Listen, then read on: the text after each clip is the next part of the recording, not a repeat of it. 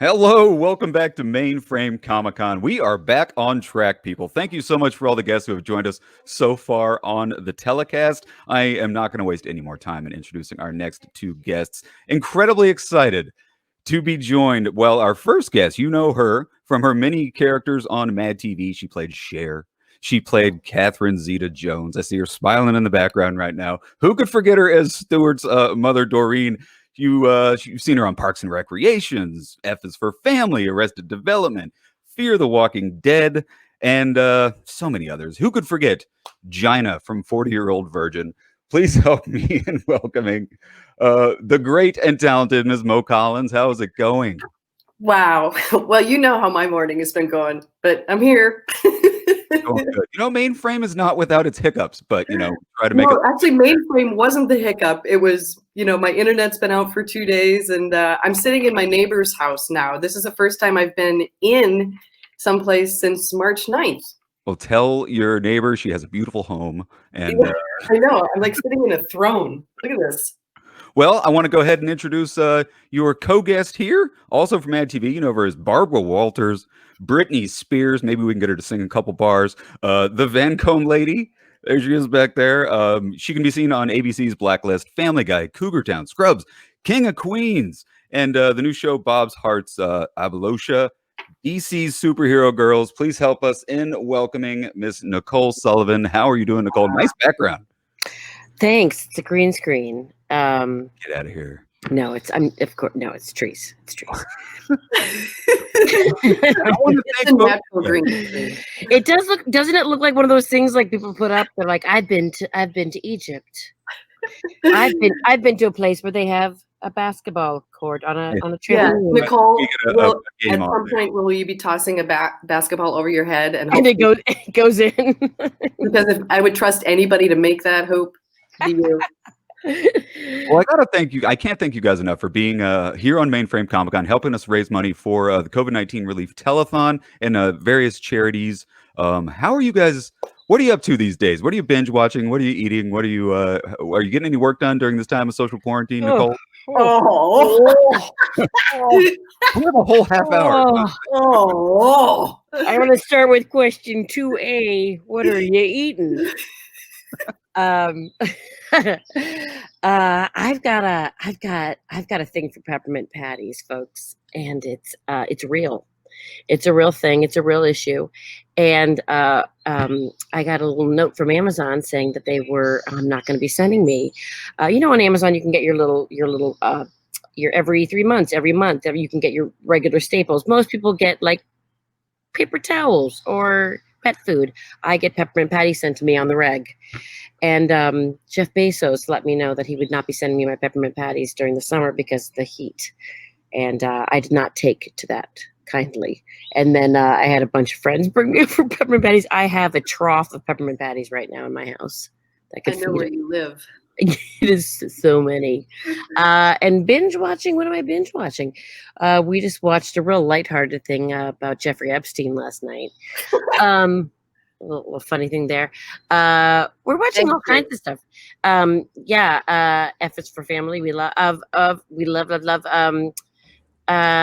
We're watching all kinds of animation with my kids, and we're watching old movies with my kids. It's, whatever they got, we'll watch. Mo, you? Oh my God. Well, I had one bag of peppermint patties and went through them in a day. Yeah. And haven't gotten any more, but I didn't realize how much I loved peppermint patties. I don't know, eating, whatever Instacart manages to bring me, which my favorite so far, I just ordered grapes. How do you mess up grapes? Well, I'll tell you how. I don't know why they even thought this should ever be a thing. What is it? Cotton candy grapes. Huh? Yeah. I went to eat the grape. It's cotton candy grapes. They taste like cotton candy. It's the worst thing I've ever put in my mouth. And Nicole, you put.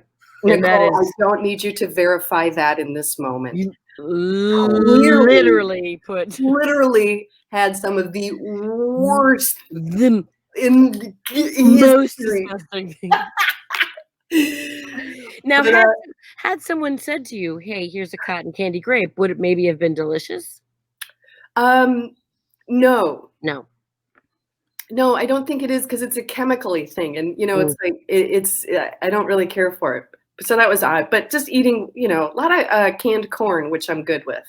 Like we've been doing like '70s dinners over here, suppers, really Yeah, '70s I got suppers. if you got a can of canned corn, Yeah. and you got a casserole dish, Oh, great. well, Yeah. I you tell you can, what else is good with that is fish sticks. yeah, Fish sticks and canned corn, and I'm telling you what, we're doing just fine in the pandemic. yeah, sprinkle some of those Ridges Lays on top. Oh yeah, I guess sour cream going. Yeah. Nicole, you got a fan in the comments section, Lords of the Long Box. I don't know if this is a pun or not. They said I had a mad crush on Nicole during her Mad TV days. Lords of the Long Box. Whoa. Dun, dun, dun. Right. Hi, Long. Lords. Hi, Lords. Well, guys, I could honestly, I'm enjoying the break. Just watching you guys go back and forth. You're making my job really, really easy. Mo, let's talk a little bit about Mad TV. All right. Jesus Christ, man. Over 155 episodes, Mo, you did. With all the characters that you did, I mean, did any reach the level of just fanaticism and fan love as much as Stuart's mom, Doreen? Is that the one? Is that... To be honest, I get more Lorraine love. I mean, I Yeah. definitely get Stuart's mother love, but the Lorraine stuff is what I personally get the most, put in front of me. Love. Yeah. Huh. Nicole, Yeah. Vancombe Lady. Yeah. That character arrived on I believe the very first episode, right? Of Mad TV, Yeah, she was in the pilot. behind the makeup counter. Yes. And and the Vancombe Lady has pretty much gone everywhere. I mean, it's had more jobs than I have in her long career. I mean, we killed her, and then she came back to life. We killed her, then we saw her getting rejected from heaven, then she came back to life. Yeah. I can almost hear a little bit of the Vancombe Lady in your just everyday speaking voice. I mean, did that character come from somewhere, or is it you? Is it a relative? Me? Is it me, Lord? Is it me? No, it was from just literally a makeup counter lady that I went to college outside of Chicago, and they were from the Skokie Mall, and she was a real condescending to me and my, she could tell I didn't have any money, and she was just wondering when I was looking for why was I looking for lipstick. She was not going to help me unless I had some money on me. And I don't think that's going to work out for you. She didn't want to work that day. and so I ran for it from there. And what's my voice, if you're referring to the dulcet tones of the Sullivan, that it's I'm from New York, but I didn't keep any of that accent. Grew up there, nothing there, but I went to school in Chicago for 4 years, and that accent seems to have stuck. Awesome. We got somebody in the comment section who wants to comment a little bit. What are your favorite recurring characters and least recurring characters of the Mad TV show? Favorite and least favorite. Mo? Wow, I mean, obviously favorites were, because it involved ensemble aspects, like doing Stuart's mother with Stuart, anything that to me wasn't necessarily about like the specific characters. It was more about the fun that was being had with the incredible ensemble. Those are my favorite moments. It's always been really hard to pick out favorite moments. Least favorite, that's an interest. I don't know if anybody's ever asked. I have to think on that. Nothing jumps out. I mean, there was good in everything, even if it was a crappy scene. It was like this scenario around the fact that it was a crappy scene, and probably most of us kind of felt that. It was just sort of like a lot of winking and nodding to each other, like, "Oh, how do we get this pig to fly?" Which just even that was fun. Like the group coming together and trying to get a pig to fly. Speaking of flying pigs, we had the kids in the hall on the show a few weeks ago. And I mean, I always am fascinated with talking about sort of the behind the scenes of sketch comedy shows, how characters get created, how sketches get put together. So I want to ask you, I mean, working on Mad TV, both of you really, is all the writing done? Do you write your own characters? Is it a collaborative effort when coming up with scripts? Like what's a day-to-day like? sort of writing and producing for MadTV?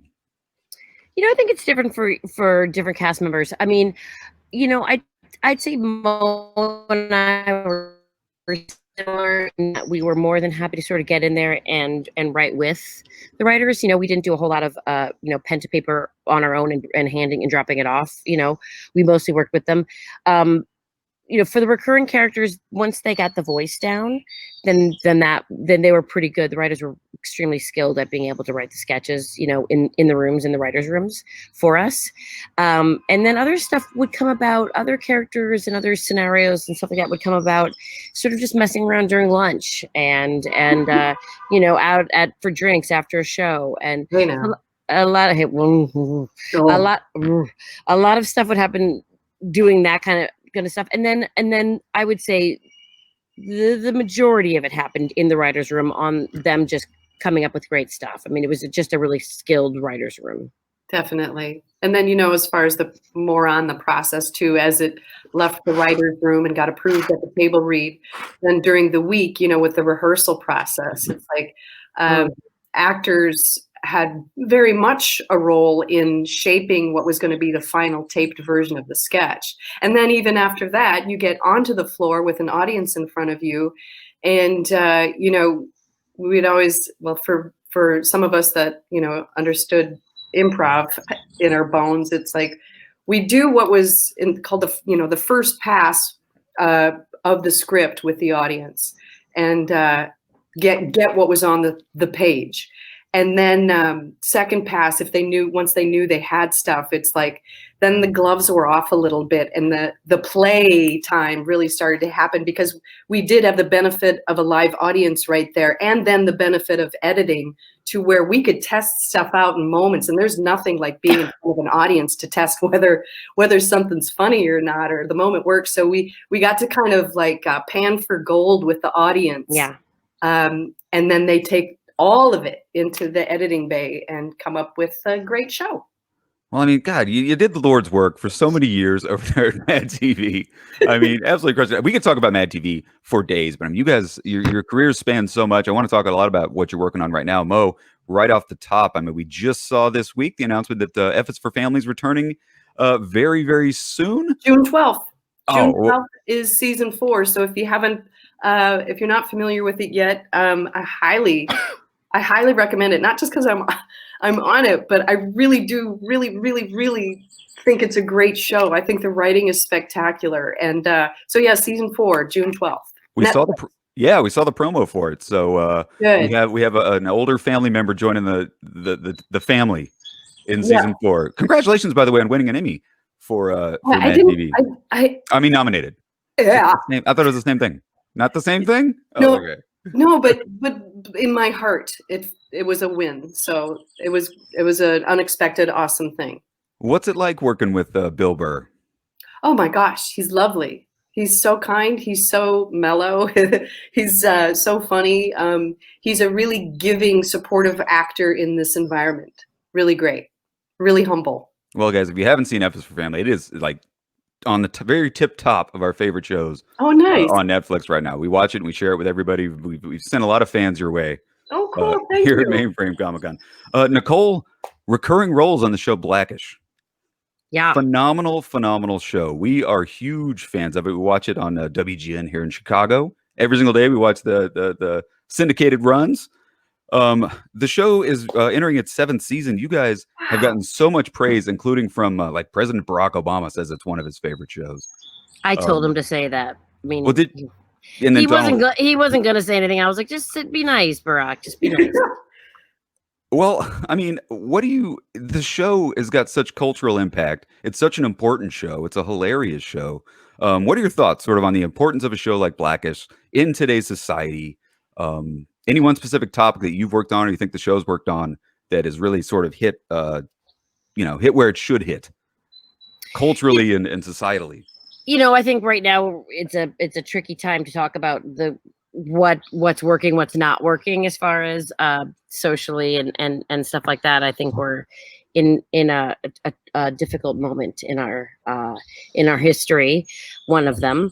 I would say that what's great about the show Blackish is that they are very they've never once stopped with their eye on the prize, which is to create good content that has a message. You don't feel it falter for 1 second, and that includes the writing and that includes the cast members. Like, it never is like, week off, what are you gonna do? Like, come on. It's never that. It's always with a message. It's always about trying to further the goodness of people. And I say that as the sort of resident racist on the show. One of the listen, I was Karen before there was Karen, guys. I don't mean to pat myself on the back, but showing up as the Karen, the next door neighbor, it's a very hilarious sort of part to play, and really poignant to play, because there's so many of them out there, Mo, Fear the Walking Dead. How's it going? Getting blood all over you? What's it like?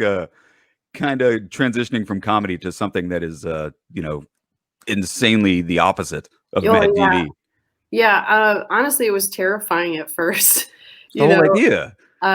Because I was brought on to have a comedy voice on the show, to bring some levity, but still, as the comedian of sorts, it was definitely nerve-wracking to go in and this is where I actually, for once in my life, didn't want to be laughed at. Do you know what I mean? Like, I didn't want to be seen as the clown per se. I wanted the clown to immerse into what they're doing with storytelling. And it's been great. It's the hardest I've ever worked, and I think perhaps some of the most gratifying work I've ever done. And who would have known I went from a fictional apocalypse to a real one?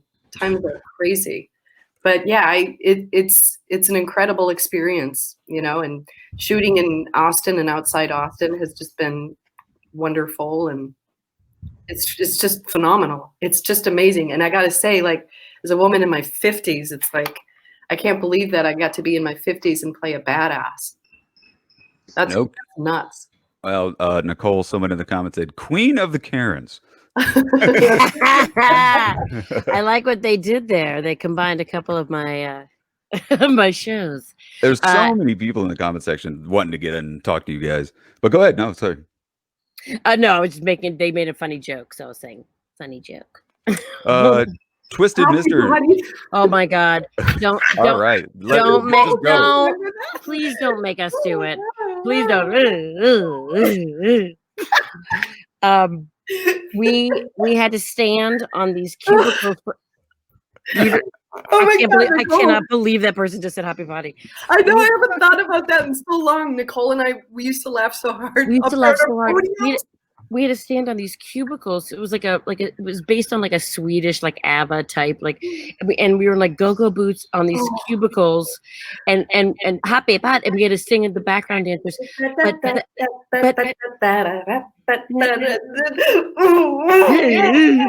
And we had to do this one move at the end of this thing, and it involved our feet. And for some reason that day, the shoot took umpteen hours, and Mo and I have never been in more pain. Blisters from the tips of our toes up to above our kneecaps, and every time we did the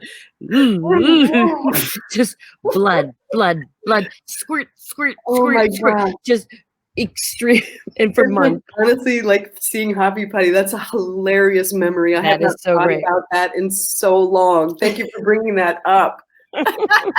Oh my God, thank you so much. You guys just gave us screen sharing gold right there. This is phenomenal. Being in the house wants to ask about the character Gina in 40-year-old version. Kind of, where did that character come from? Was it improv day of? Yeah, it was improv. They just I went in to just play one of the speed date characters, and I wrote the name Gina on a thing and put it on, and when Steve Carell says, Gina, and I said, Gina, what's up? And in that moment, because, at this point, didn't know what the line was on the movie, where's the line crossed? And I went, Gina, what's up? And I expected the cameras to cut and go, okay, Mo, you know what, you can go home now. And they kept going. And I just thought, well, I've stepped in it. I'm going to keep going. So Gina just rode that lipstick pony, and it ended up being great. And they cut the camera and everybody just busted out laughing. And I was like, oh, thank God, because I thought I was going to get fired in that moment. But the cool, awesome thing is that $300 day doing Gina on 40-Year-Old Virgin, that is the reason, she is why I got Sarah in Fear the Walking Dead. So I just love how things, you never know, where the good stuff is going to come from. All right, fill in the blanks. How did you go from Gina to Fear the Walking Dead? I literally, when they cast me and brought me in with the executive producers, they said, "Do you know your character Gina?" And I said, "Yeah." And they go, "Her." And I go, "All right, let's go stir some beef." And that was it. So it was really just like Gina is just sort of, I've had many amalgamations of her. I mean, even back on MadTV when I did Bambi was the character name. And, she was very much appeared like a lesbian, but apparently was not, and so just sort of an ambiguous, if you will. But and honestly, it goes even back further. If I think about like my early improv days, Gina was actually me playing a man. That's how that came to be. It's just Mo Collins playing a man. And honestly, it's still like that. I've told, I've even said to the Fear writers, like, just you can write Sarah with the voice of a man and it works, but it's just it's housed in a female body, if you will. Well, I want to ask you, I mean, I will. Oh. I mean, going back to MadTV, I mean, again, we could do this for a whole hour, but I mean, back in the 90s, all the sketch comedy shows like SNL, was churning out movies. Kids in the Hall, they did Brain Candy. You might get asked this a lot. I mean, why never, or was there ever any talk of doing a MadTV spin-off movies, if not just an ensemble film? How do we talk about this one, Nicole? I mean, I don't care anymore. Let the hate flow through I you. mean, I know. Honestly, if you talk to any of the cast, and especially back then, we absolutely would have loved that. A lot of us, I think, feel that it was a missed opportunity. That executive producers did not jump on. It was a whole offshoot of a franchise they could have done and did not do. And unfortunate in timing too with YouTube and all is that, like, we were doing music videos before anybody else, and but YouTube wasn't really there yet. So it's like we were doing things ahead, and we should have absolutely jumped on some movie franchise with some of the major characters at that time. So if you had to pick one of your characters, I'm asking this to both of you, which one of your MadTV characters you think would make the best, most successful, put most asses in the seats standalone film? Nicole? I don't know about yeses in the seats, but I would say I probably would have. I think Lita and Melina may have been the most enjoyable. If you had to watch someone for 2 hours or an hour, let's say an hour 25. If you had to watch someone for an hour, I think Lita and Melina would have been the most fun to watch. Stupid. Mo, what are you thinking? Is the wheel spinning? That's such a hard question to answer. So I kind of go to what have people told me over the years. And they're like, I know people like, where's a Lorraine movie? And so when those thoughts would come in, it's sort of like, yeah, Lorraine could have probably gone off and done sort of a Borat style, movie where she just is out and about in the real world, and you kind of, find an arc for her and have her come like Lorraine did in the last few years of MadTV, where she was out and about, and that was just all improvised, dealing with her setting. Well, guys, I'm sorry this panel was running a little bit late, and I'm really sorry that it's had to come to an end. But I want to thank you both for taking the time out of your very busy Sundays to join us. Mo, tell your neighbor she has a beautiful house. I know, it's quite nice. I like the trim on the wall. I know, what is that? Is that a gray behind you? It's a nice gray. Oh, well, classy. Wow. Somebody went to art school. Somebody did, yes. And Nicole, is that a trampoline or an above ground pool behind you? A trampoline. Okay. Trampoline, yeah. Well, guys, I mean, although I wish it was not above ground. I mean, that's so old school and fantastic. An above ground pool would have been such better use of space. I hate my husband. well, guys, thanks so much. I wish we could do this for longer, but we're going to go ahead and move into our cosplay contest with the Lloyd Kaufman, Dave Desmalchian, and the Count Crowley team. So thanks so much for being here on Oh my God, Mainframe. all those words, all of those words. I know. I'm with Lloyd, the what? I know. want to know more. Stick around, work on your cosplay, and hop back in about 10 minutes. Awesome. So thanks a lot for being here, having me. guys. Thank you, everyone, for watching. Hi, guys.